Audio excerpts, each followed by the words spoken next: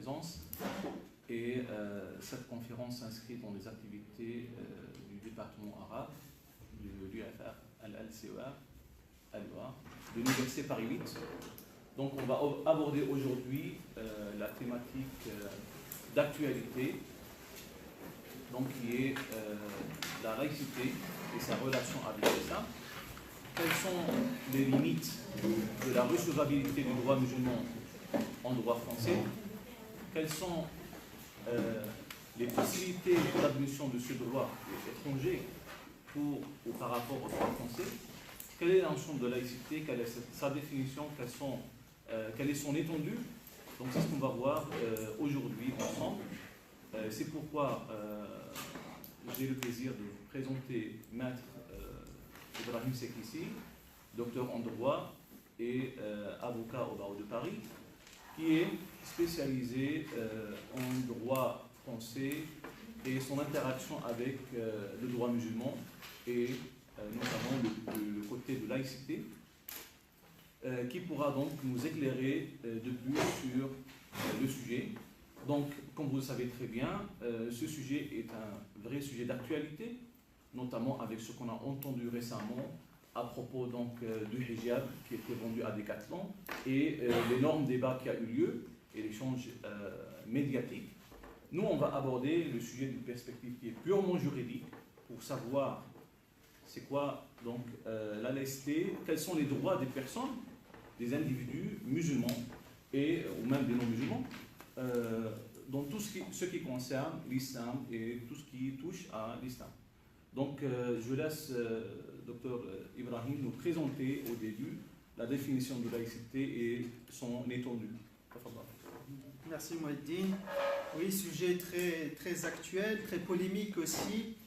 J'ai pris une petite claque en venant parce que j'étais à Londres il y a quelques temps de cela, où à la descente de l'avion, c'est une femme voilée qui nous avait accueillis. Je vais acheter des articles de sport, c'est une femme voilée qui est à la caisse. Et ici, on ne peut pas vendre des tenues sportives pour des femmes voilées. On vit carrément dans deux mondes différents. Pourquoi? Parce qu'il y a une interprétation, je dirais même une surinterprétation de la notion de laïcité en France. En réalité, on se rend compte que, et d'ailleurs c'est un sondage qui a été publié par l'Observatoire de la laïcité en février dernier, que seuls 25% des Français connaissent le contenu de ce principe. Hein? Moi, je vais interroger une ou deux personnes dans le public. Vous allez me dire, c'est quoi la laïcité, monsieur? C'est quoi la laïcité pour vous? Pour moi, la façon dont je l'ai comprise, c'est la séparation de l'État et tout ce qui est religieux. Dans le sens où, moi, en tant que citoyen, j'ai le droit d'exercer ma religion sans que l'État puisse s'interférer là-dedans. C'est la façon dont je l'ai compris. Bon, vous apportez une réponse plutôt juste, puisque vous êtes doctorant. Hein? Vous avez un peu étudié peut-être la matière. Je vais interroger une autre personne. Bref, oui, c'est ça. C'est cette thématique, on est au cœur du problème. Et d'ailleurs, le terme laïcité remonte au Moyen-Âge. Même certains parlent qu'à l'époque de l'Antiquité, chez les Romains et chez les Grecs, on faisait la distinction entre ce qui est laïkos, laïcus, et de l'autre côté cléricos, ce qui est du clerc et ce qui est du laïc. Le laïc, ça veut dire le commun, le peuple, d'accord? Et les clercs, ce sont ces quelques individus qui ont des privilèges, des théologiens. On peut être laïc dans une église pour venir au soutien des théologiens et des clercs. Alors, vous voyez le terme, le concept de laïcité apparaître déjà dans les écrits philosophes des Lumières, comme Locke, Bayle, Diderot, Voltaire, et même chez les pères fondateurs des États-Unis tels que Madison, Jefferson, Paine. Et ce qui est intéressant, c'est de voir même John Adams, qui était président des États-Unis de 1789 à 1801, qui disait que le gouvernement des États-Unis n'étant en aucune manière fondé sur la religion chrétienne. Il n'a aucune inimité envers la foi, la religion ou même la tranquillité des musulmans. Là, on est déjà au 19e siècle. Les choses ont quand même bien changé entre-temps, on va dire, à cause d'un certain nombre d'attentats qui ont rendu un peu les personnes tendues à l'égard des religieux et ceux qui seraient susceptibles de crier Allah Akbar. Et donc, ici, ce qui est intéressant, un autre président en France maintenant, 200 années plus tard, M. Macron, qui propose maintenant une conception un peu décomplexée de la laïcité depuis son discours chez les Bernardins, où il se rend compte que peut-être les racines avec la chrétienté ont été coupées, mais la sève chrétienne demeure, donc cette sève est bienvenue dans le débat politique, social, sociétal en France. La notion de laïcité, on la voit aussi dans la Bible, lorsqu'on dit « rendez à César ce qui est à César et ce qui est à Dieu, à Dieu ». Intéressant, lorsque même les religions commencent à faire la distinction en ce qui est du profane, on va dire maintenant, j'assimile la notion de laïcité à ce qui est profane, et puis ce qui est purement théologique, religieux. Certains ont même avancé l'idée que la conception de laïcité se trouvait chez les auteurs musulmans comme Avicenne, philosophe et théologien musulman andalou. Et moi, ça me rappelle un sujet qui est assez intéressant qui se passe à l'époque du prophète Mohammed, où il s'est un peu, pas offusqué, mais il a demandé à ce que les personnes ne fécondent pas les dattiers, parce qu'il y a un processus de fécondation des dattiers, et ça a un peu heurté sa morale, comment on peut dire ça, c'est quoi le terme juste en arabe, quand on a une sensibilité comme ça, pas sa morale, mais bref, non, c'est pas un principe, mais on va dire, quoi qu'il en soit, vous m'avez compris, ça a un peu heurté sa sensibilité, on va dire. Et les Médinois de l'époque ont décidé de ne plus féconder les dattiers. Ils se sont rendus compte que la production l'année suivante n'était plus bonne et il est revenu sur sa position. Il a dit oui, moi je suis plutôt là à m'occuper de votre foi, vous occupez-vous de vos affaires. Donc on voit ici déjà dans l'islam qu'il y a deux domaines, celui purement religieux et celui qui est purement, on va dire, laïque, profane.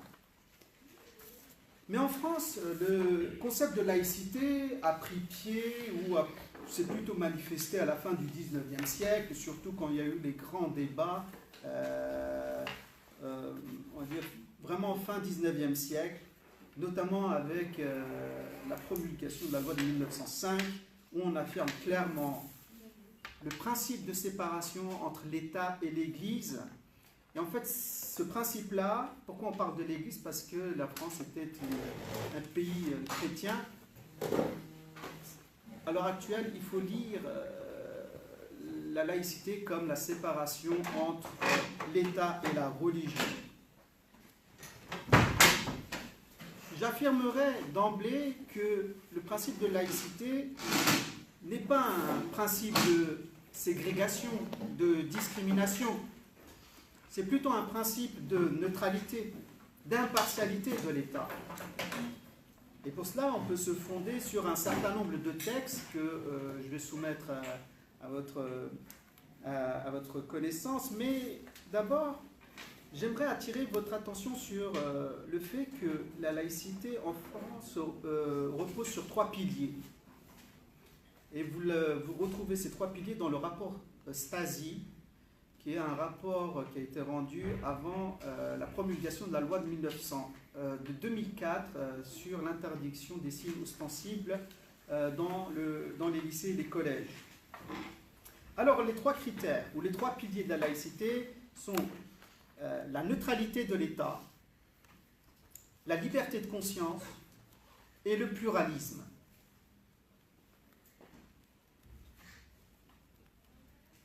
Ces principes ou ces piliers ont été plutôt respectés, notamment dans les colonies, même en Algérie départementalisée, où la population d'origine indigène n'avaient pas la pleine capacité ou la pleine citoyenneté, puisque le principe de laïcité ne s'appliquait qu'aux citoyens français sur le territoire métropolitain. D'accord? Et les Algériens pouvaient, au regard de leurs coutumes locales, leur religion, célébrer, se promener comme ils l'entendaient à l'époque coloniale.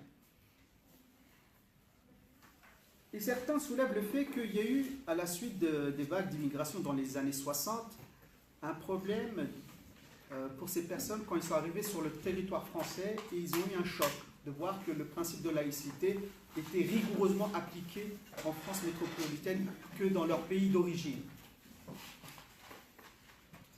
Un autre élément intéressant aussi, le principe de laïcité ne s'applique pas en Alsace-Moselle, qui sont des départements et des régions français.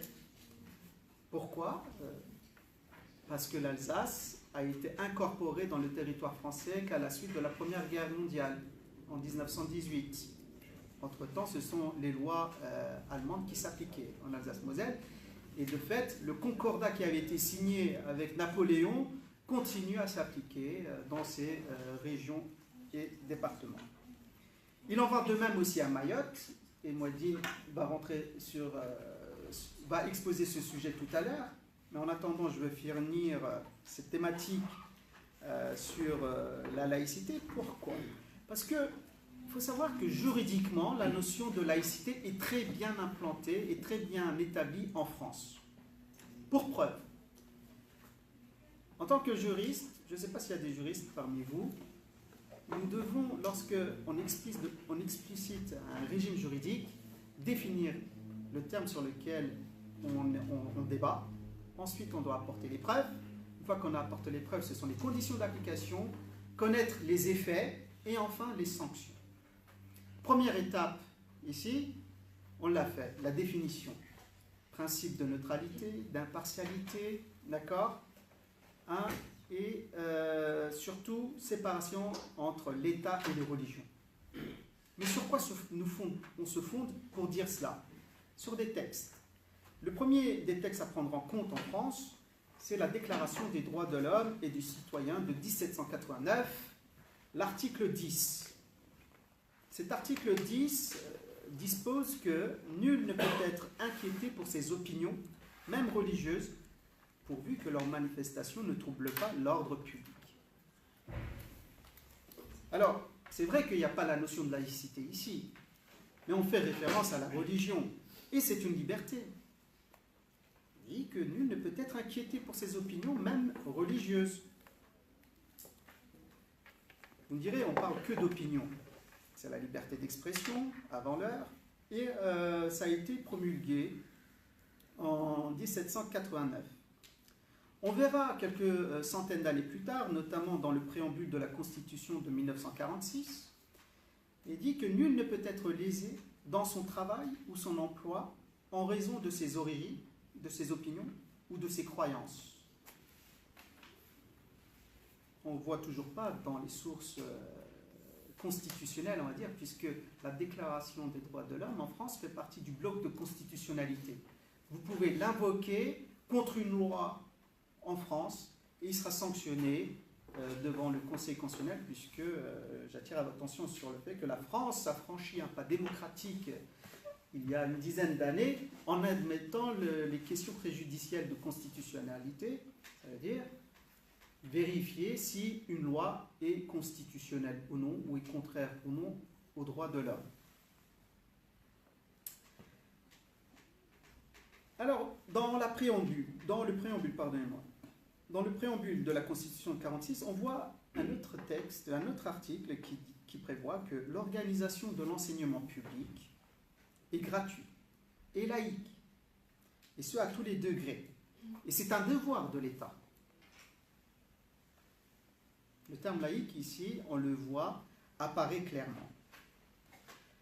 Il a fallu attendre la Constitution de 1959, en son article 1er, pour affirmer que la France est une république indivisible, laïque, démocratique et sociale. Mais on précise tout de suite, dans cet article, que la France assure devant la loi assure l'égalité devant la loi de tous les citoyens sans distinction d'origine, de race ou de religion. Elle respecte toutes les croyances. Donc d'un côté, nous avons l'affirmation en tant que principe constitutionnel que la France est un État laïque, et de l'autre côté, on précise le contenu de cette laïcité, à savoir le respect de toutes les religions.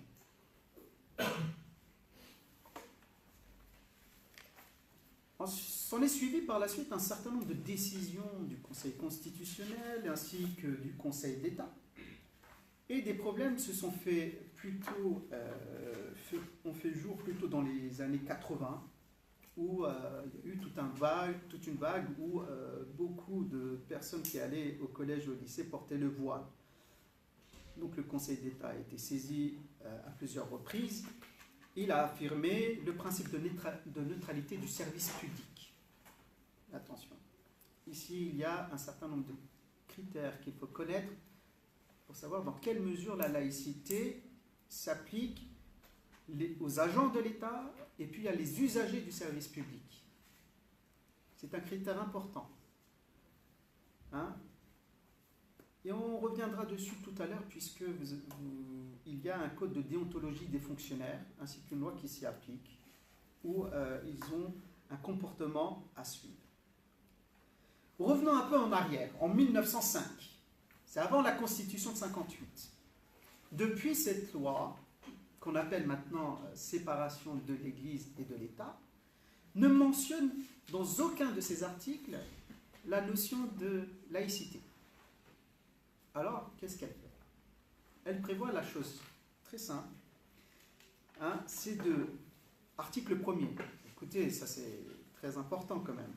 Article 1er, la République assure la liberté de conscience. Elle garantit le libre exercice des cultes sous les seules restrictions édictées dans l'intérêt de l'ordre public. Ici, les restrictions d'ordre public englobent les prérogatives liées à tout ce qui est la sécurité publique, la tranquillité publique, la salubrité publique et depuis peu la dignité humaine, qui sont élevées à un rang constitutionnel. C'est-à-dire qu'on ne peut pas avoir un comportement qui porterait atteinte à ces principes-là. On ne peut pas porter atteinte à la sécurité publique, à la sûreté publique, à la tranquillité publique, à la dignité humaine. Par exemple, vous avez eu le cas où, quand on a reconnu la dignité humaine comme un principe essentiel de la République, c'est lorsqu'il y avait une foire à Morsang-sur-Orge, hein, la jurisprudence du lancer de nain. C'est-à-dire que pour amuser la galerie, on donnait à l'époque des francs, 10-15 francs pour prendre un nain et le jeter le plus loin possible. Celui qui jetait le plus loin possible gagnait à la fin une récompense, un trophée, que sais-je. Depuis le Conseil d'État, parce que le maire à l'époque avait annulé, avait interdit, excusez-moi, ce genre d'activité. Les forains ont saisi les tribunaux et c'est allé jusqu'au devant le Conseil d'État. Le Conseil d'État a déclaré qu'au nom du principe de la dignité humaine, ce genre d'activité devait être interdit par le maire. Donc ça fait partie de l'ordre public. Est-ce que le fait de porter le voile ou une barbe assez conséquente porte atteinte à ce principe de dignité humaine? Hein? Est-ce que vous, les femmes voilées, vous vous sentez lésées? Hein? Vous vous sentez inférieur? Votre dignité prend un coup lorsque vous portez le voile? Ou les barbes? Non. Là, je pense que vous pouvez parler... vous n'êtes pas sous la pression de quiconque que je sache. Hein? Vous êtes à l'université. Donc, il peut y avoir un débat. Il peut y avoir un débat là-dessus. Et c'est souvent des esprits plutôt malsains qui vont évoquer ce genre de thématique sur la dignité humaine, la soumission de la femme, hein, etc. Avoir tel comportement, ressembler à tel imam sur YouTube à la côte, donc je vais essayer de le ressembler, etc. et tout. Bref, hein, ici, je m'éloigne un peu de mon propos, mais ce qui est intéressant, je reviens à la loi de 1905, c'est que tout le débat tournait autour d'un sujet important, c'était les finances. Et la France a déclaré que la République ne reconnaît, ne salarie, ni ne subventionne aucun culte. C'est ça la séparation entre l'État et l'Église. C'est au niveau financier que ça se passait. Bien sûr, idéologiquement, il y a eu des débats. Et pour s'en éloigner, ça ne s'est pas fait du jour au lendemain. On déclare la laïcité et puis voilà, tout le monde va vaquer à ses occupations. Il y a eu des crispations, il y a eu parfois même des spoliations, pour ne pas utiliser d'autres termes ici. Mais on se rend compte que quelque part, le principe de laïcité, qui est un principe de neutralité, de séparation de l'État et de l'Église et du religieux, et surtout une liberté, assure une liberté, mais il ne fait pas oublier aux personnes qui sont libres sur le territoire français qu'ils ont des devoirs à l'égard de l'intérêt général et de l'ordre public. C'est aussi une façon de contribuer à promouvoir une culture commune du respect, du dialogue, de la tolérance mutuelle et de la considération de tous, et même faire valoir sa propre dignité quand certains essaient d'utiliser des critères qui manquent de fondement. On peut s'interroger aussi si la laïcité assure une véritable liberté au sein des services publics. Vous savez que l'université est un service public de l'enseignement, surtout l'université publique. Il y a des personnes qui portent le voile, d'autres ont une barbe. Vous avez le droit de le faire, d'accord? Bien que ce soit un service public. Mais vous en êtes les usagers. N'oubliez pas ça, vous êtes les usagers de ce service public. La question devient un peu problématique lorsqu'on est dans un autre service public, celui de la justice. Imaginez-vous, une personne qui porte le voile arrive devant un juge. Le cas est arrivé. Des jugements ont été rendus, ainsi que des arrêts. Devant le président d'un tribunal correctionnel, une dame voilée se présente et on lui demande de décliner son identité. Elle présente sa carte d'identité, mais vous savez que sur les cartes d'identité, on ne porte pas le voile. Et donc le président lui demande d'enlever son voile. Pour ne pas qu'il y ait trop de bruit et pour ne pas attirer l'animosité du président sur elle, elle le fait. Le président dit « Votre cas sera jugé en dernier ». D'accord ? L'audience se passe bien jusqu'à la fin. Un certain nombre d'affaires ont été entendues. Et là, la dame voilée se présente à nouveau devant le président. Et le président use de malice, pour ne pas dire un autre terme, pour lui demander d'enlever à nouveau son voile, pour savoir si c'est encore elle, sous son voile. Le ridicule, vous l'avouerez. Et il décide, non, moi je ne vais pas rendre de jugement pour vous aujourd'hui, je vais peut-être vous écouter. Et il y a ici un excès de zèle de la part du président. D'accord ? Alors, un jugement a été rendu, certes, qui n'était pas forcément en faveur de cette dame. Et cette dame a porté l'affaire devant la cour d'appel de Versailles. La cour d'appel de Versailles a usé de ce qu'on appelle le visa de l'article 6 de la Convention européenne des droits de l'homme, qui rappelle à tous les pays qui ont signé cette convention que le tribunal doit être impartial, respectueux de la confiance et du crédit que les justiciables accordent à l'autorité judiciaire. Vous sentez un peu l'approche, là, ce qui va se passer. D'accord ? Alors le président est doté certes de la police de l'audience, c'est-à-dire c'est lui qui gère ce qui se passe au sein d'un tribunal. Mais ici, écoutez bien ce que dit la Cour. Elle dit que le tribunal, ayant statué en chambre de conseil devant une requérante libre d'exprimer ses convictions religieuses par le port du voile, qui ne couvrait que ses cheveux de sorte que son visage restait découvert et n'était pas dissimulé, a multiplié les vérifications inutiles tant lors de sa comparution en début d'audience qu'à l'occasion de son retour en fin d'audience. Que la juridiction a ensuite, au seul motif que Madame Z refusait de retirer son voile, choisi de se départir de l'impartialité attachée au service public et de la justice en revenant sur l'annonce d'un délibéré sur le siège et en ordonnant à la jeune femme de quitter la salle, et ce alors même que le président ne constatait aucun trouble à l'ordre public.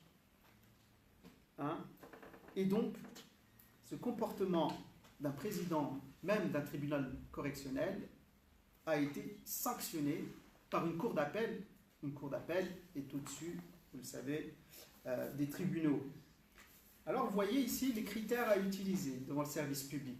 Lorsque nous sommes usagers, nous avons le droit d'exprimer nos convictions religieuses. Par contre, ce n'est pas le cas des fonctionnaires. Les fonctionnaires sont tenus à ce qu'on appelle la déontologie. Ils ont un certain nombre de droits, mais aussi d'obligations. Je vais vous donner un article important en ce qui concerne les fonctionnaires. C'est l'article 1er de la loi de 2016 qui dispose qu'un fonctionnaire exerce ses fonctions dans le respect du principe de laïcité et à ce titre, il doit s'abstenir de manifester dans l'exercice de ses fonctions ses opinions religieuses. La messe est dite, comme on dit chez nous. Il faut distinguer dans le service public qui peut porter et qui ne peut pas porter le voile. Un petit mot aussi sur la loi de 2004, j'en ai parlé tout à l'heure, où les signes manifestement ostensibles d'appartenance à une religion ont été interdits, tels que le voile islamique, la kippa, le turban des sikhs.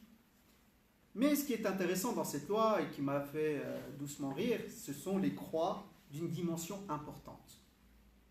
Je n'ai jamais vu d'élèves porter, vous savez, la croix que Jésus aurait portée lorsqu'il est allé se faire crucifier. Bon, ça c'est juste une petite anecdote qui m'a fait un peu rire lorsque j'ai lu ces dispositions-là. Mais sachez que dans les organismes non publics, il y a des lycées, des collèges privés, il est tout à fait permis de porter le voile. C'est de la liberté individuelle qui s'applique dans ces établissements. Bien entendu, le principe de laïcité ne se réduit pas seulement à une approche juridique. Il y a aussi une autre approche qui est une approche sociétale, sociale. Alors, on va évoquer une thématique importante qui est la thématique de l'émancipation. Parce que la laïcité est émancipatrice à deux titres. D'un côté pour l'État, qui s'émancipe de la religion et ne suit pas aveuglément les dogmes, par exemple, de l'Église. Et puis de l'autre côté, c'est que la religion n'est pas sous la tutelle étatique. Donc, elle peut affirmer son dogme sans subir de pression de l'État. Ici, vous avez ce jeu d'équilibre qui est assez intéressant. Je finirai par, ici, ma présentation sur la laïcité et son champ d'application, sur les conclusions qui ont été données par l'Observatoire de la laïcité, qui dit que la laïcité n'est pas l'ennemi des religions, non plus qu'une idéologie, une opinion concurrente des autres. Elle est le principe politique qui permet à toutes les convictions existentielles de vivre en bonne intelligence, les unes avec les autres, à partir de la conviction partagée de l'égalité pour tous, du droit d'expression, ce droit d'expression qui est un bien commun. Je dirais que j'en ai fini sur la présentation de la laïcité, de sa définition, de son champ d'application. Bien entendu, par la suite, je vais reprendre ces thématiques au fur et à mesure qu'on va présenter, par exemple, le droit de la famille, le droit des contrats et autres aspects. Merci pour... Donc, ce principe général de laïcité doit être toujours mis en place et instauré dans l'application de chaque discipline juridique, dans la mise en place de chaque discipline juridique.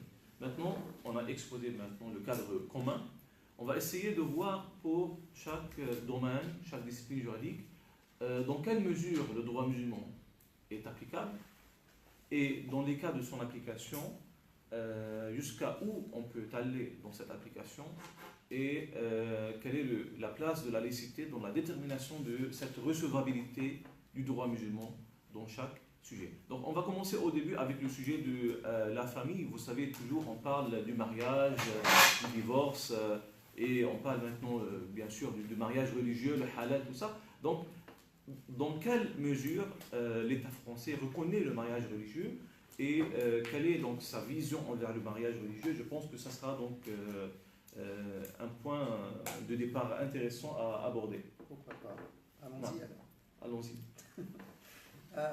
Alors, je vais faire quelques petits rappels brefs sur le droit de la famille, sur les différentes caractéristiques liées à la notion de famille.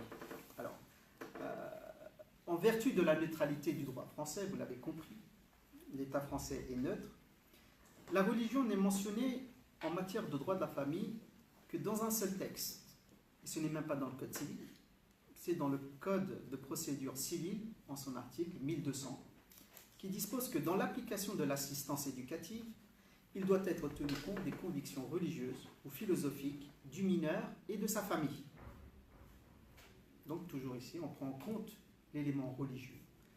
Ce fait qui, j'attire votre attention, que la religion en France n'est pas un droit. Certes, il y a la liberté de religion, mais il faut l'aborder sur la thématique du fait. C'est quoi un fait? C'est que lorsque vous êtes devant un juge, vous voulez qualifier un comportement, par exemple celui d'un voleur. Il vous a volé 100 €, il vous a volé votre voiture, etc. Vous devez exposer les faits. À telle date, vous vous êtes rendu compte que vous avez pris tel bien, il y avait telle personne à cet endroit-là, etc. Le juge prend en compte ces faits-là et il va faire une opération qu'on appelle la qualification juridique.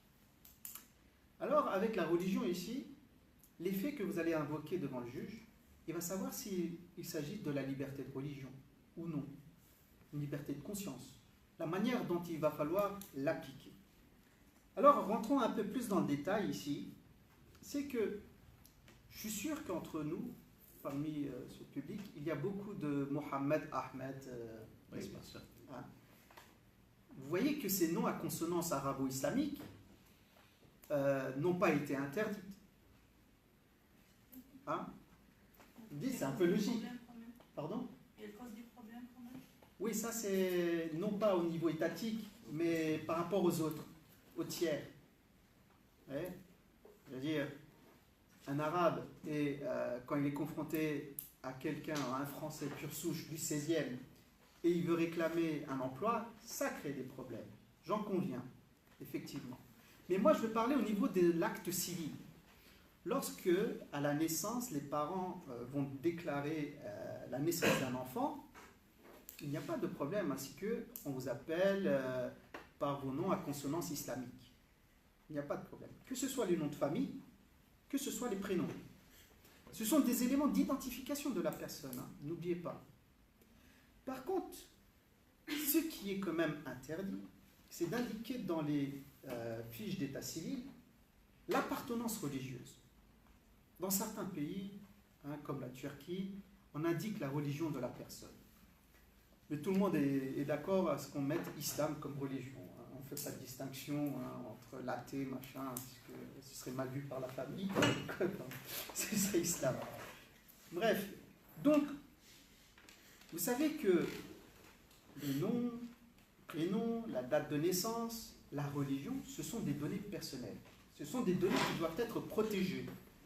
Vous connaissez tous les lois de la CNIL sur la liberté informatique. Mais il y a eu quand même un certain nombre de biais en cette matière-là où, vous savez, depuis les attentats de 2001, les autorités européennes sont dans l'obligation de déclarer la religion des personnes qui vont se rendre au Canada ou aux États-Unis. Ici, il y a une atteinte, je dirais même au principe de laïcité, de neutralité de l'État. Ils ont fait un fichage, vous voyez ce que je veux dire? Ils ont fait un fichage des musulmans et ils le déclarent aux autorités américaines depuis 2004. Et ça se passe au niveau européen, puisque c'est une directive qui le prévoit. Mais en dehors de cette en dehors de ce cas-là, vous avez aussi des personnes qui se convertissent à l'islam. Et pour être en accord avec leurs croyances, ils vont demander à changer de prénom. A priori, il n'y a pas de problème pour changer de prénom, mais il faut seulement prouver un intérêt, on appelle l'intérêt légitime. Dès lors que vous avez un intérêt légitime à changer de nom, l'officier d'état civil ne s'opposera pas. Mais ça va aussi passer devant le tribunal qui donnera ou non son aval. Dans certains cas, et quand il y a des cas d'abus, par exemple la personne un peu dérangée mentalement se convertit d'abord au bouddhisme, après au islam, et puis revient à sa religion initiale, il retombe dans l'islam, et à chaque fois il fait des modifications. Dans ces cas-là, vous comprendrez aisément que le tribunal va refuser le changement de prénom. Il y a aussi des cas, par exemple, lorsque le prénom va porter atteinte à l'intérêt de l'enfant, le juge peut s'opposer à ce qu'un enfant porte tel ou tel prénom. Il y a eu le cas d'un enfant où les parents avaient décidé de l'appeler Daimon, ou démon. Ouais, ils l'ont refusé. On dit, ouais, ça va porter atteinte à l'intérêt de l'enfant. Peut-être qu'il ne va pas grandir correctement, je ne sais pas. Il va être touché par des démons ou inversement.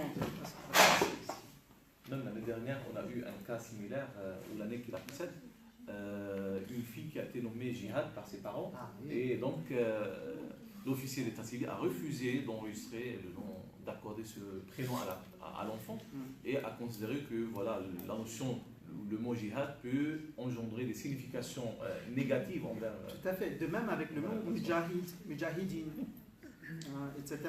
Donc, mais tout dépend ici. Je tiens à attirer votre attention sur un point important. Il n'y a pas des textes qui disent tel prénom est interdit, tel prénom ne l'est pas. Non. C'est une appréciation souveraine du juge ici. Il faut le convaincre que le prénom ne portera pas atteinte à l'intérêt de l'enfant. Et tout ça va passer avec des personnes comme moi, avocats, à défendre vos intérêts. Ça, c'est une petite publicité, j'en profite. Non. Mais le cœur du problème est autre. On va parler un peu de mariage, puisque c'est un autre élément, bien sûr, c'est un autre élément dans le droit de la famille. Un moment important, le mariage. Alors, vous savez que en France, le principe est que la liberté du mariage est pleinement reconnue en France. D'accord ? Cette liberté est tellement étendue qu'on a reconnu le mariage entre les personnes de même sexe. Est-ce que c'est un blasphème pour l'État laïque? Pour l'État laïque, non, ce n'est pas un problème. Est-ce que c'est immoral pour l'État laïque? Ce n'est pas un problème. Mais le droit français refuse de reconnaître le mariage religieux à un certain stade. Plus explicitement, c'est que le mariage religieux ne pourra être effectué que postérieurement au mariage civil. Si, on va dire, le prêtre ou l'imam décide de marier avant l'office, avant la mairie, les époux, il risque d'être condamné pénalement à 6 mois de prison et à 7 500 € d'amende. Alors, vous avez compris, le mariage religieux est un fait juridique. Et on peut peut-être l'assimiler aux fiançailles. Aucun texte ne régit les fiançailles. D'accord? Mais sachez qu'il peut y avoir mariage religieux sans qu'il y ait mariage civil. Et dans ces cas-là, admettons qu'il y ait une rupture ou divorce religieux, on peut l'assimiler à une rupture des fiançailles. Je vais être un peu plus clair. La Cour de cassation a décidé de retenir la responsabilité d'un fiancé qui a rompu unilatéralement un mariage coutumier marocain, valant engagement matériel et moral. Décision qui a été rendue une vingtaine d'années de cela. D'accord? Donc ici, on présuppose qu'il y ait eu un mariage religieux avec des engagements réciproques. Mais plus précisément, la même Cour a également n'a pas reconnu qu'il y a eu des fiançailles alors qu'il y a eu un véritable, un authentique mariage religieux islamique selon le rite malikite avec le versement de la dot, hein, et qui faisait ici l'objet du problème, du litige souvent devant le juge, parce que la dot n'a pas été payée, etc. Le juge a dit, hein, moi, je ne reconnais pas le mariage. Et s'il y a eu un problème ici, parce que il n'y avait pas de droit à la dot, le droit français ne le reconnaissait pas ici. Vous voyez où je veux en venir? Alors, tout à fait logiquement, l'absence de mariage civil conduit à qualifier de simple concubinage la vie commune consécutive à un mariage islamique, et ce, depuis un certain nombre d'arrêts rendus par la Cour d'appel de Paris, et suivis en cela par la Cour de cassation. Soit. Mais vous savez qu'une fois qu'on est marié, on ne peut l'être qu'à une seule personne. D'accord? Et en effet, la bigamie est interdite en France par l'article 147 du Code civil. Pour être clair ici, c'est que la monogamie est reconnue comme une valeur essentielle de la société européenne par la CEDH, la Cour européenne des droits de l'homme. La monogamie est d'ordre public. D'accord? Et c'est pourquoi un Français ou une Française ne peuvent renoncer à la monogamie, même si c'est pour un polygame étranger. Le conflit des lois, etc., je vais te laisser ça tout à l'heure. Et je finis par là. C'est qu'il y a quand même des histoires un peu malsaines, même au sein des foyers français, on va dire, certains foyers français qui ont pignon sur rue, où la monogamie n'est que d'affichage et les époux ont consenti à une forme de polygamie. Hein? Et c'est aussi le cas de certains musulmans en France. Tant qu'ils ne bruitent pas trop le problème, le procureur ne sera pas au courant et ils peuvent continuer à vivre heureux tout en étant polygames. Tout en sachant qu'au-dessus de leur tête, il y a une épée Damoclès qui risque de les condamner. Donc voilà sur la thématique du mariage religieux. Donc cette particularité du système français et cette vision qui est un peu réticente envers le mariage religieux n'est pas absolue. Pourquoi?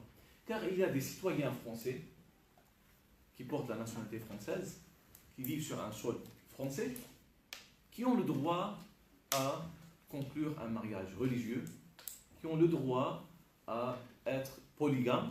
Bon, ce droit a été limité et abrogé ultérieurement. Et c'est le cas des Maoris, les musulmans qui habitent à Mayotte et qui sont de Mayotte. Donc il faut avoir deux conditions pour être soumis à ce système, à ce régime particulier.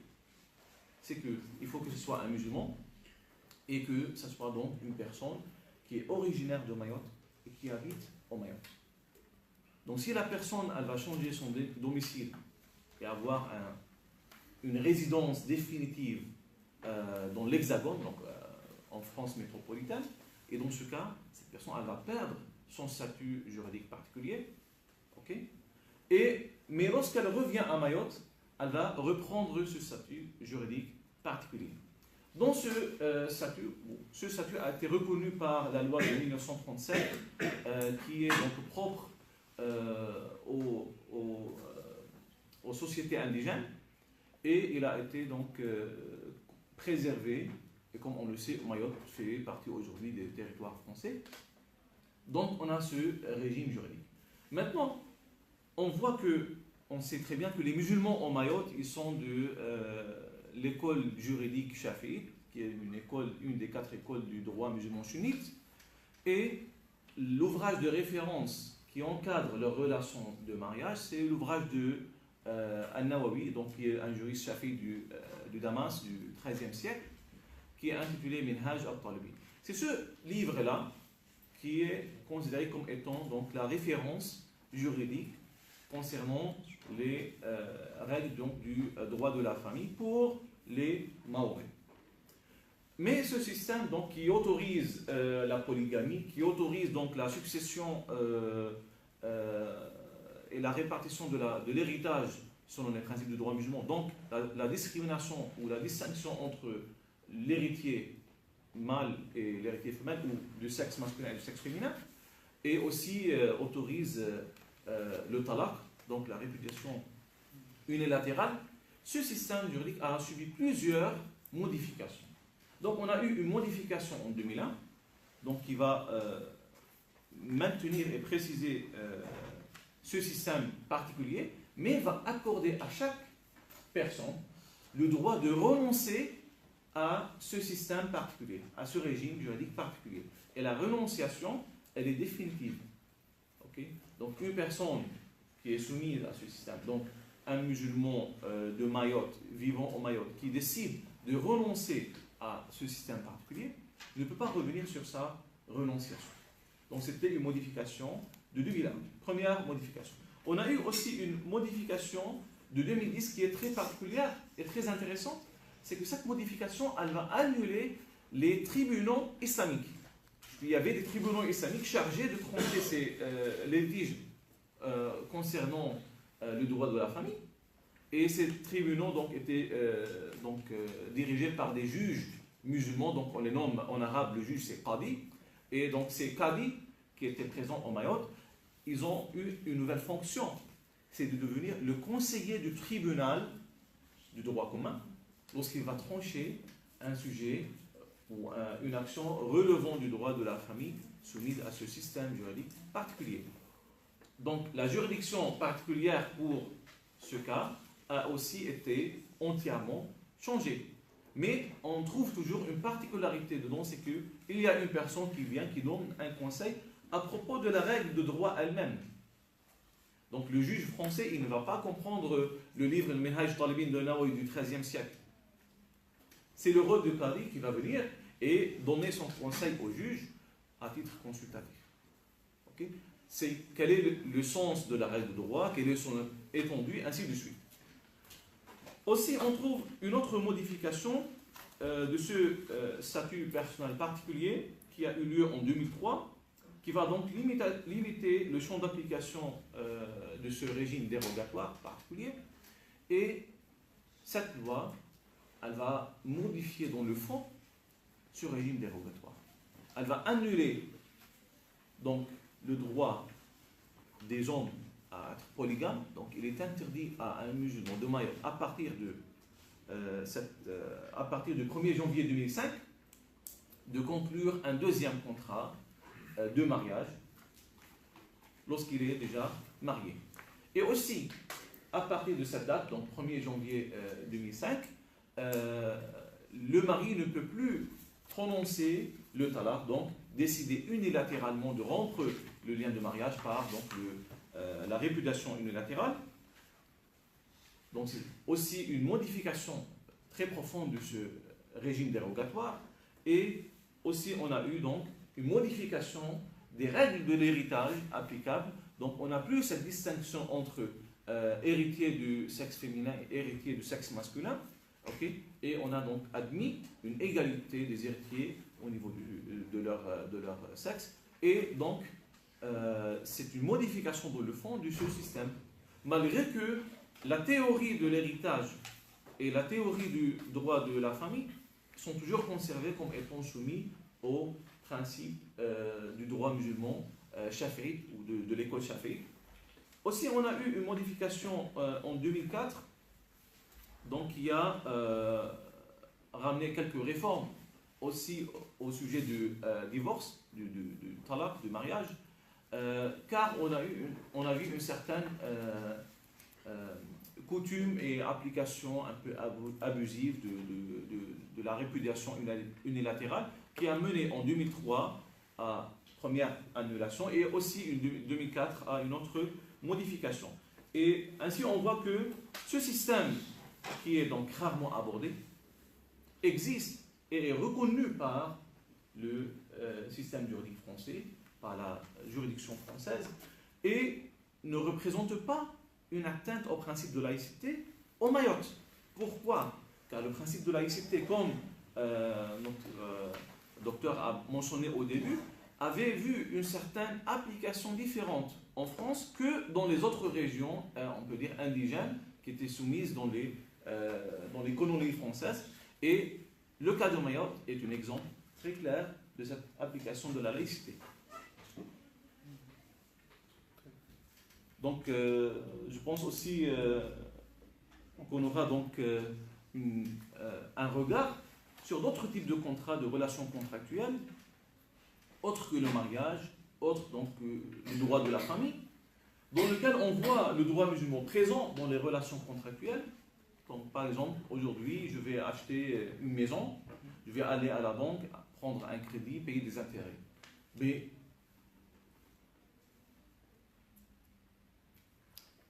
Mais en tant que musulman, je veux m'abstenir de le faire. Je veux dire, moi, en tant que musulman, je préfère ou je veux décider de ne pas prendre un crédit de la banque et donc de ne pas payer des intérêts. Est-ce que cela peut être considéré comme un domaine dans lequel on peut appliquer le droit musulman? Donc, est-ce que j'ai le droit d'aller voir un financier, structurer une relation financière islamique? Donc, au début, je pense qu'il faut qu'on présente les principes qui peuvent ou qui doivent donc régner sur la relation contractuelle avant donc de rentrer dans ce domaine donc, qui est de la finance islamique et de relations contractuelles propres à la finance islamique. Non. Donc concrètement, on va aborder une autre thématique qui n'est plus de l'ordre du droit de la famille, c'est le droit des contrats et l'islam, le droit des contrats français et l'islam. Alors, contrairement à une idée reçue, et vous l'avez bien compris, la laïcité ne peut pas s'opposer à la prise en compte de la religion en droit privé et surtout en matière contractuelle. Il faut donc comprendre la laïcité comme un principe qui respecte toutes les croyances et qui s'applique seulement au sein des services étatiques. Mais le plus souvent, les parties contractantes vont faire entrer dans le champ contractuel un fait religieux. Soit ils vont le définir, vous avez tous eu entre les mains un contrat. Vous savez, il y a un certain nombre d'articles, mais un des articles les plus importants, c'est l'objet du contrat. L'objet du contrat permet de savoir si on parle d'une vente, d'une location ou de tout autre type de contrat qui existe. Et donc les contractants vont indiquer dans l'objet du contrat un élément religieux. Par exemple, vous avez des clauses qui doivent être, ils vont dire, ça va être une vente à tempérament, mais sans intérêt. Mais est-ce possible? Oui, c'est possible, il y a différentes techniques, on pourra le faire. D'accord? Il peut aussi y avoir d'autres éléments ici à prendre en compte, c'est de savoir que est-ce que cet élément religieux qu'on va mettre dans le contrat a une force obligatoire ou non? Est-ce que ça va lier les parties? Vous savez qu'en droit français, lorsque les parties se sont mis d'accord, leur contrat a valeur, on va dire, d'une loi, mais une loi privée, ça les concerne. Ils sont liés par ce contrat. Alors, il y a des circonstances où la liberté contractuelle entre en résonance avec la liberté religieuse et d'autres cas où il y a des conflits avec la liberté de religion. Et on va essayer de tracer ici la limite entre ce qu'on peut faire et ce qu'on ne peut pas faire. Déjà, vous savez que parmi les prescriptions religieuses, ce qui nous intéresse souvent, c'est est-ce que tel produit est halal ou non. Ou mieux, en matière de contrat de travail, est-ce que j'ai le droit de porter le voile ou non. Lorsque je vais voir le médecin, a-t-il le droit de refuser de m'occulter ou non, etc., etc. On peut démultiplier les contrats avec les éléments religieux internes. Mais il y a un principe très important en droit français, qui est le principe de non-discrimination. Il n'est pas permis à une personne de refuser de contracter avec une autre personne en raison de sa religion. Si c'est le cas, la personne qui refuse de contracter avec un musulman, même un chrétien ou un juif, se heurte à l'article 225-2 du Code pénal. Par exemple, un vendeur de maison ou de voiture va refuser de vendre le bien à un acheteur parce qu'il a vu barbu ou à l'acheteuse parce qu'elle est voilée. Hein? Ou inversement, il n'a pas le droit de conditionner la vente du bien à uniquement des musulmans ou uniquement des chrétiens ou des juifs. Ça marche dans les deux sens. D'accord? Alors, vous avez vu le principe de non-discrimination s'appliquer dans de nombreux domaines. Je vais vous donner un ou deux exemples rapides. Par exemple, devant le tribunal de grande instance d'Épinal, des propriétaires d'un gîte rural avaient subordonné la location de ce gîte au fait que la contractante devait enlever son voile. Les juges ont condamné les propriétaires du gîte, considérant qu'ils ont eu un comportement discriminatoire. Donc vous voyez ici que l'État laïque prend en compte l'élément religieux et le protège même. Je vais un peu plus loin, où un directeur d'une école, d'une auto-école, voulait que absolument son stagiaire enlève le voile. Là aussi, le directeur d'école a été condamné. Mieux, vous connaissez tous les restaurants Quick qui ont décidé de ne vendre que des sandwichs halal, pas tous les restaurants, mais dans beaucoup de restaurants. Et cela a été considéré comme n'étant pas discriminatoire, étant donné que la vente était ouverte à tout le monde. Ce qu'ils faisaient, il n'y avait pas de porc, mais il n'y avait que de la viande halal. C'est comme les snacks qui vendent que de la viande halal. Je veux dire par là que le droit français interdit les entraves à tout ce qui est les activités économiques. Il ne peut pas y avoir d'entrave à les activités économiques qui se fondent sur la religion. Par exemple, je refuse de contracter avec tel commerçant musulman ou tel directeur d'une société qui est un musulman. Ils peuvent le faire sans le dire, mais ils ne peuvent pas le faire, ils peuvent le cacher en fait, tout simplement. Il y a un autre point aussi qui est intéressant, c'est que vous avez un article 909 du Code civil qui prévoit qu'il est interdit à tout ministre du culte de recevoir quelconque bien d'une personne qui l'a accompagné à la fin de la vie.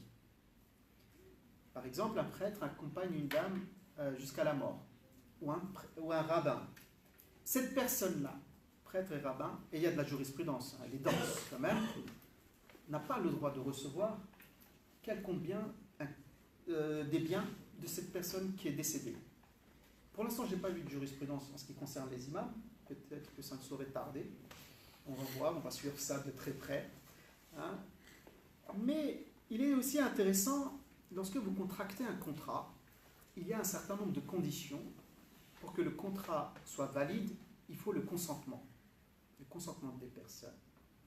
Et s'il y a erreur sur les qualités essentielles de la personne ou erreur sur les qualités essentielles du produit vendu, d'accord, on peut demander au juge la nullité du contrat.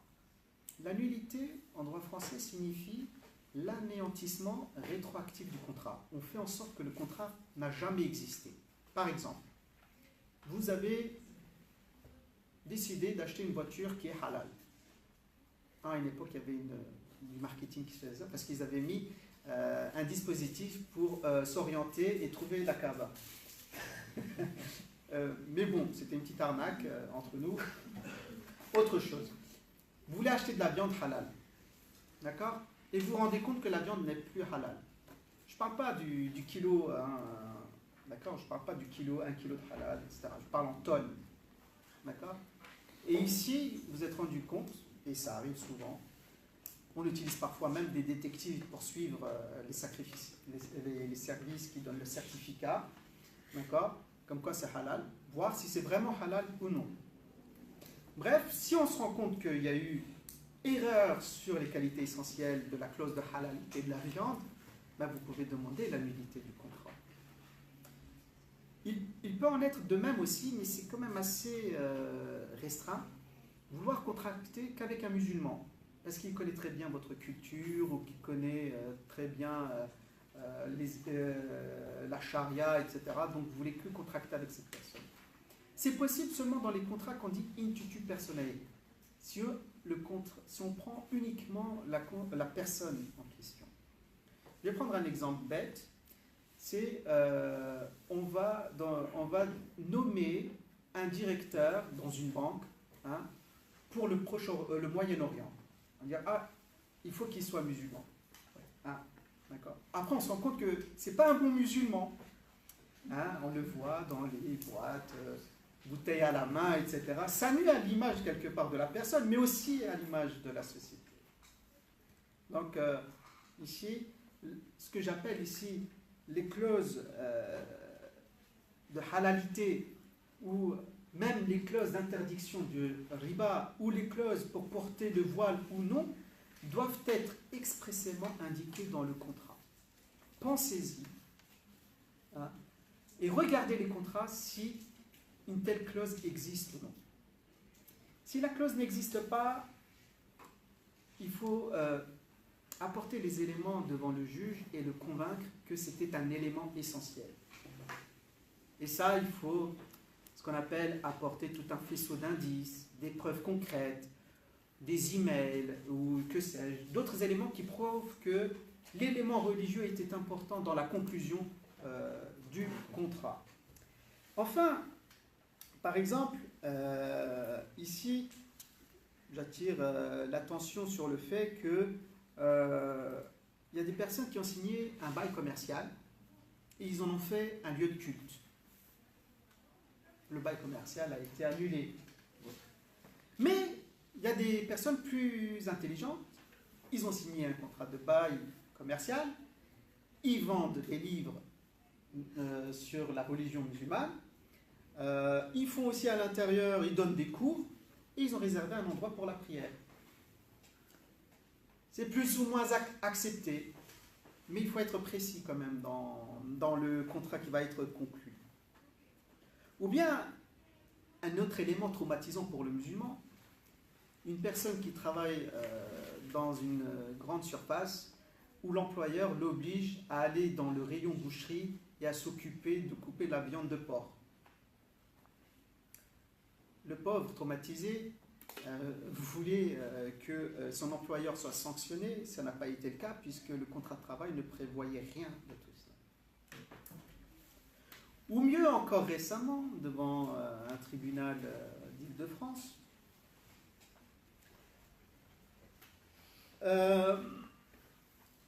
où il s'agissait de conclure un contrat de type islamique pour le financement d'une activité économique. Le problème, c'est qu'ils ont joué aux apprentis sorciers, les personnes. Ils n'ont pas prévu de contrat, il n'y avait même pas de contrat. Et c'était sur des montants importants, je parle en centaines de milliers. Hein? Et donc, il y avait d'un côté un financeur, et je vais te laisser la parole comme ça. D'un côté, il y avait un financeur qui a acheté le bien et qui le revendait à la personne qui en avait besoin avec une marge. La marge ici n'est pas considérée d'un point de vue islamique comme de l'intérêt. C'est une marge commerciale. Les juges ont décidé qu'il y avait bien des relations commerciales établies entre les deux personnes, qu'il y a bien eu livraison de la part de l'acheteur, du financier, du bien et ses reventes, et il était tout à fait normal qu'il se fasse une marge bénéfice. Ils ne sont même pas allés chercher dans le droit musulman, qu'on appliquait ici, on va dire, les techniques de la finance islamique. C'est tout simplement des techniques de droit commercial, des actes d'achat et de revente qui sont prévus par le code de commerce, par exemple. Donc, dès lors qu'on a stipulé dans un contrat, et ce expressément que l'élément religieux va rentrer dans le champ contractuel, les parties sont liées. Et le fait de ne pas respecter cet engagement-là conduit à être condamné, et on appelle ça la responsabilité contractuelle. Hein, le fait de ne pas exécuter le contrat, vous serez condamné peut-être à l'exécuter en nature, ou bien à des dommages et intérêts, en fonction des cas. Mais la vraie question est aussi de savoir si, et ça c'est un peu pour t'irriter, hein, si la question est de savoir vraiment la clause islamique dans le contrat est vraiment islamique ou non. Hein, et ça je laisserai d'autres spécialistes répondre à cette question, mais en conclusion, le droit français, par le biais du principe contractuel, permet que les éléments religieux puissent être contractualisés sans porter atteinte à la laïcité et tout en faisant attention au principe de la discrimination en droit français. On va finir avec ce point. Ok, je vous remercie pour ce cadre légal très pointu pour les relations contractuelles. Il faut ajouter un point très important concernant les contrats. Le droit français, qui est un droit qui admet le principe de laïcité, a reconnu des droits, des contrats. Le droit français a reconnu des contrats du droit musulman. Donc, avec les grandes activités qui ont eu lieu en 2007 et l'intérêt qui a eu lieu en France envers la finance islamique, on remarque que la première rédaction ou le premier texte sur le sujet a été publié par l'AMF, l'Autorité des marchés financiers, en 2007, dans sa directive concernant les OPCVM, souhaitant se soumettre aux principes du droit musulman, souhaitant respecter les principes de la loi islamique. Cette directive détermine pour le gestionnaire de l'OPCVM quels sont les critères qu'il doit respecter pour accomplir son travail lorsqu'il va le déclarer en tant que travail islamique. Qu'est-ce qu'il faut faire dans ce cas? Il faut protéger, il faut regarder vraiment la protection de ceux qui vont acheter les parts de l'OPCVM, qui vont investir dedans. Il faut les protéger envers la qualité islamique, le label halal de la transaction, de l'opération. Okay? Donc c'était la première codification, le premier texte juridique publié en France sur le sujet, et on a eu un certain travail législatif sur le sujet. En 2007, on a eu donc des rapports du Sénat qui vont mentionner la finance islamique. En 2008, le Sénat va organiser 2 tables rondes qui étaient dédiées à la thématique, et on va continuer le travail pour élaborer en 2009 et 2010 ce qu'on nomme les directives fiscales. Oui, les instructions fiscales qui ont été publiées en 2012. Okay. Ces instructions fiscales, elles ont réglementé de façon explicite, okay, des contrats de droit musulman. Donc on a étudié, ou ces instructions fiscales étudient la murabaha, le contrat de murabaha, donc qui est un contrat propre au droit musulman, qui a été développé par des juristes du droit musulman contemporains pour essayer donc d'assurer un produit de financement. Donc la banque qui souhaite donc appliquer ce produit-là, elle va acheter un bien, elle va payer le prix, et de l'autre côté, elle va le revendre pour son client, qui va demander à la banque l'achat de ce bien. Et ainsi, la banque, elle va prendre une marge. Mais dans cette transaction, on va avoir 2 transferts de propriété. C'est-à-dire, si on parle d'un bien immobilier, c'est-à-dire 2 frais de notaire.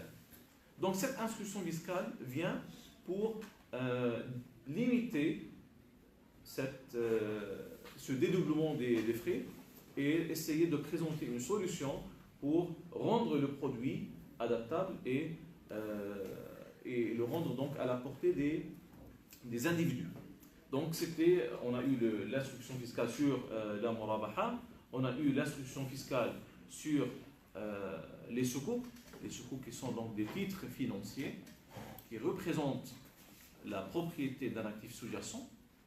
Donc moi j'investis dans un projet pour recevoir ce titre financier-là, et à la fin du projet je reçois un profit. Donc c'est très proche de la notion de participation dans une société, c'est très proche de la notion de l'action, et aussi c'est très proche de la notion des obligations. Donc une société qui va émettre des obligations pour récolter de l'argent nécessaire pour elle, ici c'est la même chose. Donc les sukuk en termes de titres financiers, ils ont à la fois certaines caractéristiques des obligations et aussi certaines caractéristiques des actions. Aussi on a eu une instruction fiscale sur les contrats de ijara. Le mot ijara désigne ou signifie, on peut le traduire par location. Donc c'est le contrat de location en droit musulman. Ce contrat-là peut avoir différentes formes. Cela comprend une location avec option d'achat, cela comprend une location sur le long terme ou différentes formes de location. certaines particularités pour son usage en finance islamique, donc, elles sont mondialement connues. Il y a des normes internationales sur le sujet, des normes mondialement reconnues sur le sujet plutôt. Donc la France a émis ses instructions fiscales et a reconnu ses contrats du droit musulman, ce qui est vraiment très particulier. Et aussi, à la fin, on a le contrat de istisna, donc c'est le contrat de demande de fabrication. Aussi, c'est la même logique. Un client vient chez la banque, voilà, moi j'ai un terrain, j'ai besoin, par exemple, de construire un immeuble. Donc maintenant, la banque va rentrer dans cette transaction-là, mais elle a présenté son soutien financier pour pouvoir construire l'immeuble, par exemple. Ça, c'est un exemple. Et ainsi de suite. Donc, c'est un outil financier, un contrat de droit musulman, qui a été reconnu en droit français et on peut dire partiellement réglementé. Pourquoi? Car on a eu des définitions, on a eu certaines obligations pour chaque partie et aussi on a eu un traitement fiscal pour le sujet, ce qui est le point le plus important. Et comme ça, on voit que la liberté contractuelle, elle n'est pas seulement limitée à la relation entre les individus, mais aussi l'État elle-même est intervenu sur le sujet et a reconnu certains points relevant directement du droit musulman. Donc, je pense que ça c'est vraiment particulier par rapport aux autres disciplines. Je me permets de dire que dans ces instructions fiscales, les termes murabbaha, ijara, soukouk figurent dans les textes français. Et même, et même avant, on parlait que pour le respect du Coran et de la Sunna, on mentionnait bien que c'était des exigences de ces contrats-là. Oui. Comme quoi, l'argent n'a pas d'odeur. Oui. Donc aussi, toujours dans l'argent, la relation du contrat de travail aussi relève certaines particularités et certaines exigences. Et dans quelle limite on peut évoquer cette appartenance religieuse en droit français. Donc on verra cela brièvement, s'il vous plaît. Brièvement, on a combien de temps? Je peux le faire en 5 minutes, comme je peux le faire en 1 heure. Non. Je sais qu'on a encore une troisième partie. Oui. Et on va... Ah, d'accord. Trop bien. Oh, je vais prendre 5-10 minutes, à moins qu'on fasse une pause. Non. Allez. Alors, droit du travail et islam, c'est une autre thématique très intéressante et très souvent aussi d'actualité. Pour preuve, l'année 2018-2019 ont été marquées par un certain nombre de décisions qui ont été rendues par la Cour de cassation et par la Cour européenne des droits de l'homme sur ces thématiques. Alors, faut-il restreindre ou non la liberté de religion dans les entreprises? Ici, j'attire votre attention sur un point très important, c'est qu'on est dans des entreprises privées, ce n'est pas étatique. Donc, le principe de laïcité ne s'applique pas. D'accord?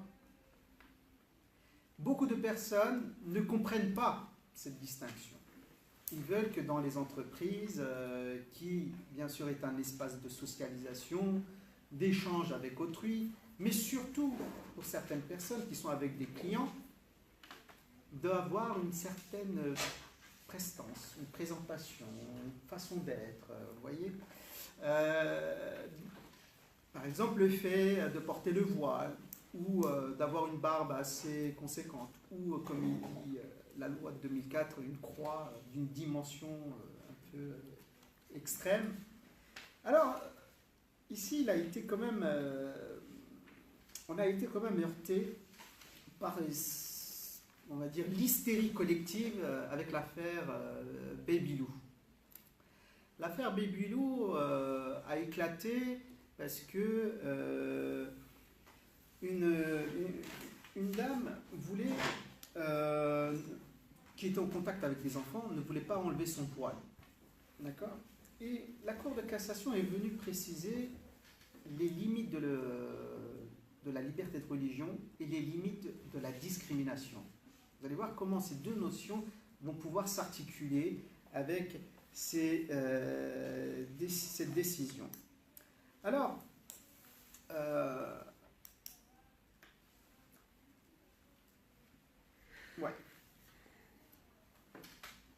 Très bien. Alors, ici, dans l'affaire à côté de Baby Lou, il y en a eu encore une récemment, une infirmière dans une entreprise privée auquel l'employeur lui a demandé d'enlever son voile. L'employeur, un peu malin, il a dit on va attirer l'attention du juge sur le fait que les services d'infirmerie relèvent du service public. Hein? Or, les juges ne sont pas tombés dans le panneau, même si devant les juges, ce n'est pas la vérité qui compte pour les avocats, mais la vraisemblance. Il faut faire attention à ces concepts-là. Alors, les juges ils ont dit attention, le service d'infirmerie dont vous faites état, ce n'est pas un service public dans le sens où ce service sert l'intérêt général. D'accord ? Il n'est même pas rattaché à une personne morale. Il n'y a même pas de délégation de service public. D'accord ? Et de fait, cette personne qui est là pour soigner les autres personnes a tout à fait le droit de porter le voile. Et les juges ont été quand même cassants, parce qu'ils ont cassé la cour d'appel qui avait prononcé le licenciement de la personne, et qui ont suivi le conseil des prud'hommes de Nanterre sur ce sujet-là. Véritablement, la Cour de cassation a cassé ces arrêts et ces jugements-là en disant que oui, il y a eu une discrimination directe. Attention, il faut faire attention quand même. Les entreprises ont quand même le droit de limiter les tenues vestimentaires de leurs salariés à une condition, c'est que le règlement intérieur le prévoit.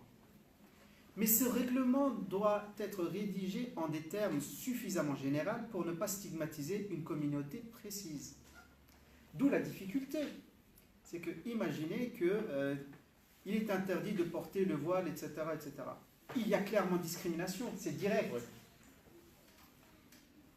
Alors, ils vont peut-être utiliser des termes un peu plus généraux, un fichu, un truc sur la tête, je ne sais pas, ils vont utiliser des signes religieux. Mais s'ils disent signes religieux, les juges vont faire attention. Pourquoi que les signes religieux? Et les signes, je ne sais pas moi, d'appartenance à un parti politique? Ou le signe d'appartenance à un courant philosophique? Hein?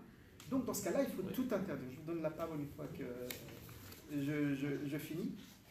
Et un certain nombre de critères ont été mis en place par les juges, suivant en cela la Cour de justice de l'Union européenne, puisqu'il y a, depuis les années 2000, un certain nombre de directives qui sont venues encadrer les relations de travail entre les salariés et les employeurs, pour éviter, par exemple, que les employeurs prennent des mesures qui, en apparence, sont neutres, mais en réalité sont discriminatoires. Donc on a réussi en France, depuis cet arrêt, à distinguer la discrimination directe de la discrimination indirecte. Alors, pour qu'il y ait une discrimination indirecte, c'est que le principe, il y a une norme interne dans la société ou dans l'entreprise qui impose des règles de neutralité à tous les employés, mais seulement au contact du public. Ça, c'est intéressant. C'est-à-dire que si vous n'êtes pas au contact du public et vous travaillez dans cette entreprise, vous avez le droit de porter le voile. Ok? Mais ça ne suffit pas. Il faut que l'entreprise ait prévu dans son règlement intérieur une clause, d'accord, ou tout document qui a respecté le processus de l'édiction d'un règlement intérieur. Alors, il y a tout un cadre juridique autour de ça. Mais, bien sûr, l'employeur dit « Ok, il n'y a pas de souci, moi, je vais dire à mon conseil social et économique de se réunir, les salariés, machin, on va voter, le règlement intérieur va dire interdit tout ce qui est signes religieux, philosophiques, etc. » Les juges disent « Bon, c'est trop simple encore. Il faut quand même qu'on fasse attention. Si cette mesure dite de neutralité est objective, appropriée et nécessaire. » Trois critères qui viennent compliquer les choses pour les employeurs. Il faut que ce soit objectif, approprié à la situation dans laquelle on se trouve et nécessaire.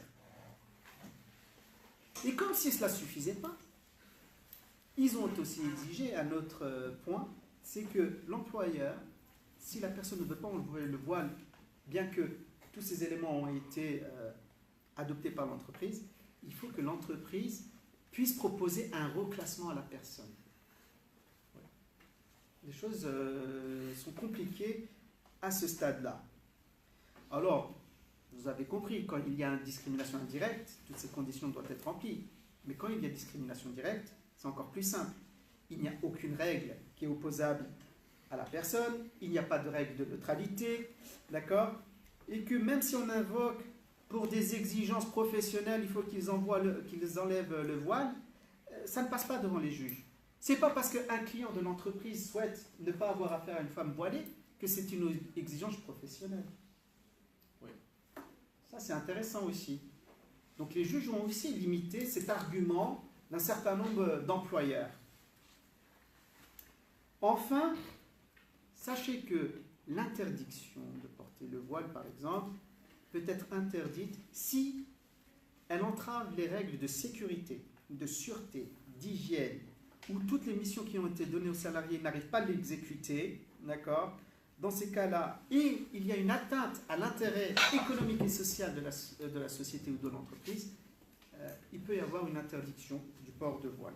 Mais pour prouver tout cela, comme je l'ai dit, il est quand même assez délicat et dur. Bien entendu, si vous portez le voile ou la barbe dans un but prosélyte, venez adopter l'islam, etc., meilleur de religion, vous allez être sauvés, vous faites une espèce de... comme les témoins de Jéhovah, c'est certain que vous risquez un licenciement. De même, si c'est un acte pour harceler les autres ou vraiment imposer une espèce de discrimination entre les personnes. Je sais bien, il y a beaucoup de choses à dire sur ce sujet-là, l'actualité juridique notamment. On attend encore une décision qui va tomber prochainement sur ces différentes relations dans le cadre du travail. Mais maintenant, on est plus serein quand on est confronté à ce genre de problème.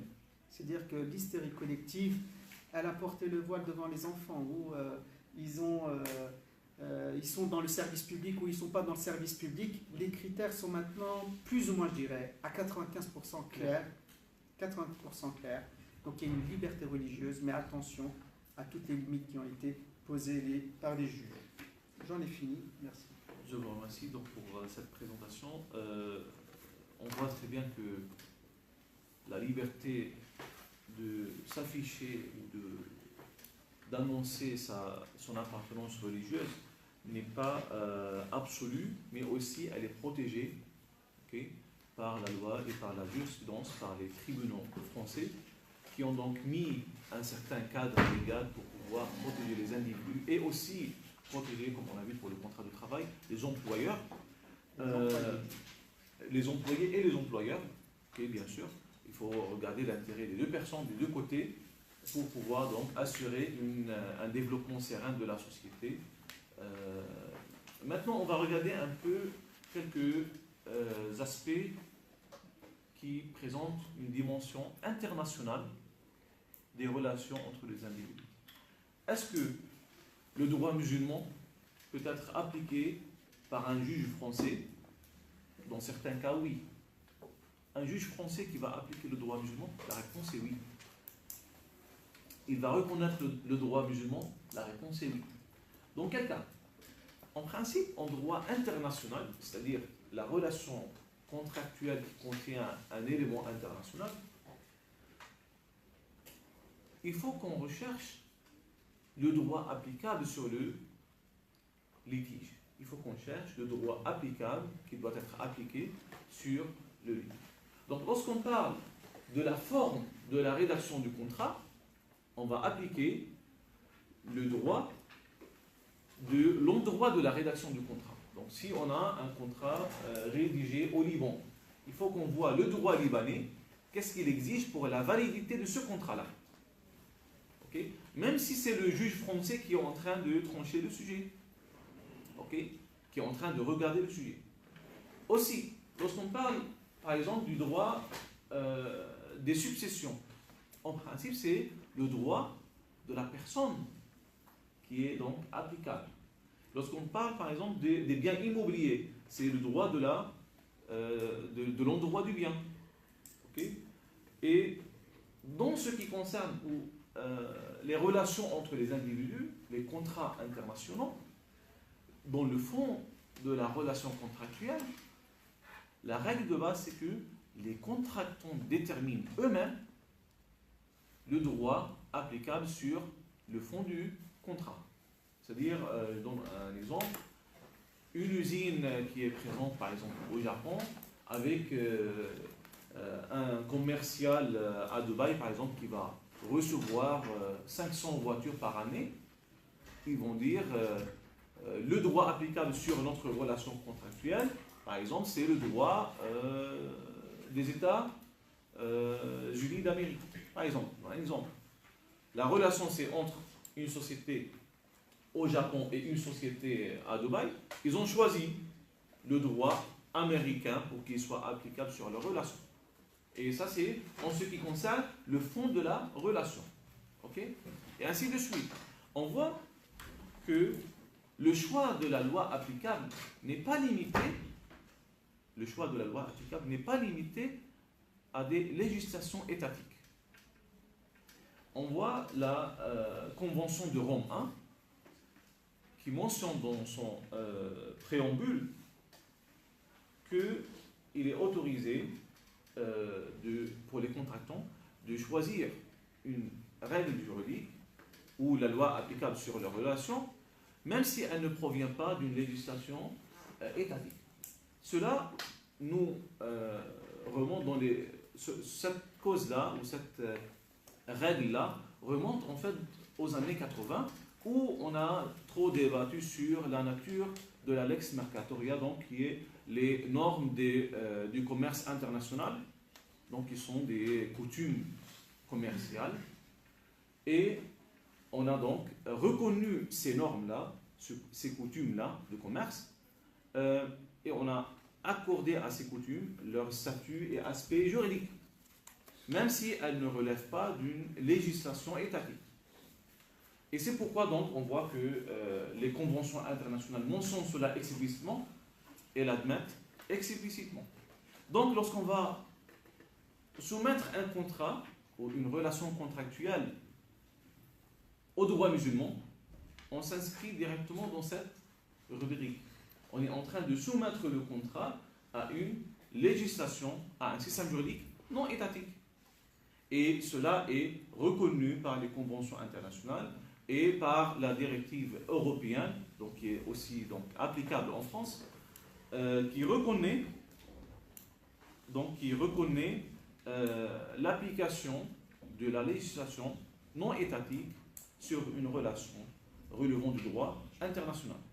Donc un juge français qui tranche un contrat, qui va prononcer sur un contrat international dans lequel les deux parties se sont convenues d'appliquer les principes de droit musulman, dans ce cas, le juge il va essayer de chercher et d'appliquer le droit musulman. Ok ? En respectant les règles relevant de l'ordre public, okay, du droit français. C'est normal. Et cette particularité de la relation internationale n'est pas seulement limitée au domaine contractuel, mais aussi au domaine du droit de la famille. Comme on a mentionné, les règles du droit de la famille, lorsqu'ils relèvent d'une relation internationale, sont soumises en principe au droit de la personne. C'est-à-dire, il faut qu'on regarde la personne, par exemple, je donne un exemple, un Libanais qui est en France, qui est polygame, qui a par exemple 2 épouses au Liban, ou qui s'est marié avec 2 femmes au Liban, et il est décédé en France. Maintenant, on va voir que les femmes viennent et réclament leur héritage. Il a par exemple des biens immobiliers en France. Les 2 femmes réclament leur héritage. Le droit français, dans ce cas, le juge français, il va accorder à ces 2 femmes leur droit d'hériter de ces 2 femmes. Malgré qu'en principe, le droit français ne reconnaît pas cette relation de mariage polygame. Ok. Donc le droit français, ou le juge plutôt, il va reconnaître certains effets du mariage polygame, ok, pour essayer donc de reconnaître la relation. Pourquoi? Car en principe, cette relation, elle est reconnue dans le pays où elle est conclue et dont la loi est applicable sur la relation. Okay? Dans d'autres cas, on voit par exemple le cas aussi de la deuxième épouse qui demande une pension alimentaire de son époux.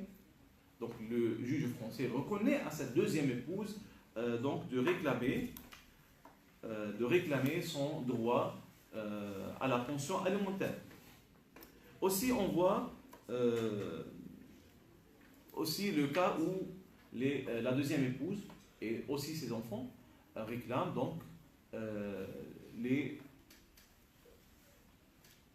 pensions de réservation attribuées au conjoint de la part de l'assurance sociale. Et on a toujours des décisions des tribunaux français sur chaque point évoqué rapidement. On essaie donc d'avancer rapidement. Par contre, le juriste ou le juge français ne reconnaît pas certains effets du contrat de mariage polygame dans le cas où ces effets ne relèvent pas du fond du droit étranger. Par exemple, un mari polygame résidant en France demande, par exemple, des autorités françaises un regroupement familial avec sa deuxième épouse, donc pour lui accorder un visa pour rentrer en France. Dans ce cas, les autorités françaises n'accordent pas cette reconnaissance envers cette relation juridique de mariage. Ok. Et aussi, on a d'autres cas, par exemple, la loi de 1993 refuse à l'étranger polygame résidant en France avec une première épouse le bénéfice du regroupement familial, c'est le cas qu'on a mentionné. Donc c'est mentionné explicitement dans l'article 30 de la loi de 24 août 1993. On a d'autres cas dans lesquels la reconnaissance de cette relation est trop restreinte. Cela donc relève d'une certaine attitude du droit français envers cette relation conjugale, ce qui est très normal, car, comme on a mentionné, la monogamie est considérée comme un principe relevant de la caractéristique de la société française et de la société européenne en général. Donc, cette reconnaissance est toujours plus restreinte et plus limitée. Et les principes du droit international permet dans certains cas donc, de reconnaître la règle du droit musulman et de la déterminer et de la mettre en application par le juge français. Il y aura toujours une problématique. Comment on détermine la règle du droit musulman? Comment le juge français il va déterminer cette règle-là? On voit par exemple en Angleterre certains cas dans lesquels les tribunaux ils ont ramené certains experts pour présenter une consultation sur le sujet. Et en France, on a des rédactions de la doctrine qui proposent une solution similaire et disent que voilà, le juge français, dans un tel cas, il va ramener des experts pour pouvoir déterminer la règle de droit applicable et après donc le juge il va la mettre en application. Donc ça c'est les principales problématiques qui relèvent du droit international. On a des cas dans lesquels, bon, en France on n'a pas des cas sur le sujet, mais on a des cas qui ont eu lieu en Angleterre dans lesquels les tribunaux anglais ont reconnu le droit musulman et les ont mis en pratique. Donc ça c'est en résumé pour le droit international privé. Donc je pense comme ça on a conclu cet exposé. Ouais. Bon, très bien. Je pense qu'il faudra peut-être laisser la parole si vous avez des questions. Oui. À la fin. Ouais. Moi, en guise de conclusion, j'aimerais que vous reteniez 2-3 points essentiels. Le premier, c'est que quand on parle de principe de laïcité, que vous ayez en tête le fait que la laïcité est plus un principe de neutralité que de discrimination. Ça, c'est un premier élément. Un autre, c'est que la liberté d'expression des convictions religieuses est garantie par la Constitution, les traités, les lois et les règlements. Et tant que cette manifestation de la religion ne trouble pas l'ordre public, vous pouvez vivre comme vous l'entendez. Un autre point très important. Et enfin, les autorités publiques, que ce soit la présidence de la République ou les députés, peuvent tout à fait consulter les autorités religieuses.